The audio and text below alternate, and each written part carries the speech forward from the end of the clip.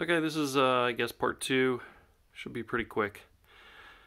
I just spent the last 3 hours getting all this stuff in the house.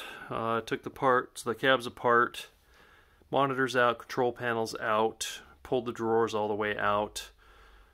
Kind of just dry wiped the inside of the walls of the cabinet. Blew it with compressed air. Went over the spots with dirt with a damp rag. Brought them in without the monitors, then brought the monitors in, then the control panels, then the extra control panels, then the circuit boards, the glass, the bezels. Yeah, that's why it took so long. Again, already showed it, but you can see the two variations of side art here. You can also see in my arcade, that's pretty much the room I have for cabinets. And there's no way I'm going to get two of these playable. So keep one and the other's going to have to go. Over here, I've got a couple pinball machines. So yeah, there's just there's no way to turn these so that they're both playable. But while I'm working on them, I can work on this one while it's here in front.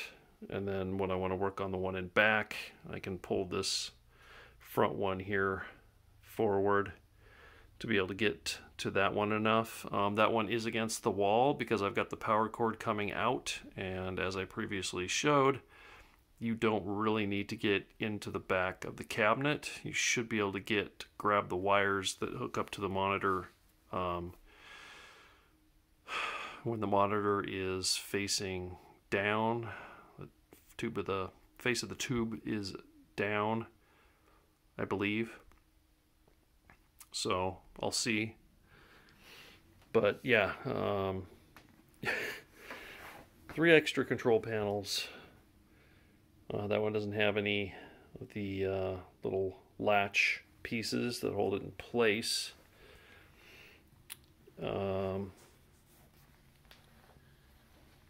Yeah, so whew, quite a bit of work.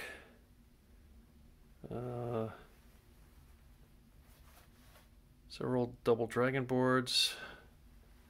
I think there's 3 double dragon boards, a double dragon 2 and 2 Kadash boards with a cable that will connect 2 together, so you can run that game in 2 different cabs connected together, which is kind of cool.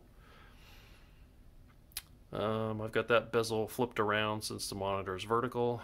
The monitor in that one, again, K7000A, shows no signs of life. Monitor in this one, horizontal, is a G07, no signs of life. The switching power supply down there in the drawer on this one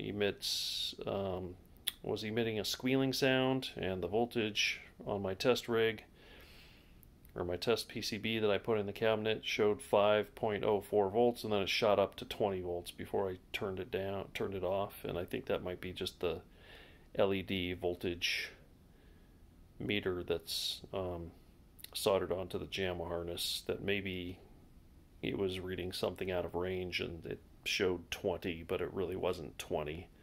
I ran the game board later in my test rig to test the monitors so that they were getting signal and power from my test rig and not from anything in the cab, to rule out the cab for any of the monitor problems, and still got nothing on the monitors. My game board did play blind, so assuming I didn't fry the video on the boards when I got that bizarre reading when testing in this cab, then that definitely means that the monitors are both toast currently. This one here, the G07, fuse F901 is good. If that one was blown, it would probably be the flyback and high output transistor. It is good, but fuse F902 is bad. So if you look at the flowchart for problems with the G07, there's like 4 diodes, or possibly the degaussing coil is shorting to the monitor frame, and that's where the flowchart ends, just those 2 things. So yeah, it's either going to be fairly simple or it's going to be so involved that the flowchart's not helping. So that's where I am. It's pouring down rain right now, so I just decided to work my tail off so I could get these 2 cabinets out of the garage where I normally park a car and park the car. So cleaned them up, did a pretty good job. Did the little bit of testing last night where I determined that the monitors were bad and one power supply is bad.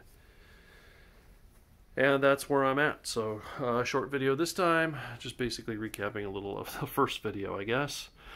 And they are in the house.